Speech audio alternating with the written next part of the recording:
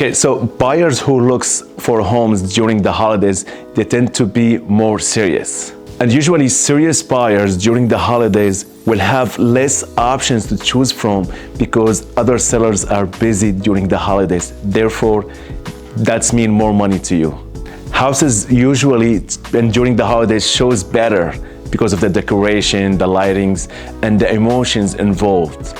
Some buyers must buy before the tax season for tax benefit. And also if a buyer is getting into a new job and starting the new year, they have to buy a house. That means they are motivated. And proven by statistics, the month of listing homes is in January. So if you sell before that, buyers will have less options. Therefore, you will get more money before all the new homes come to the market in January because sellers were busy with holidays. So you want more money? It's absolutely a good time to list during the holidays.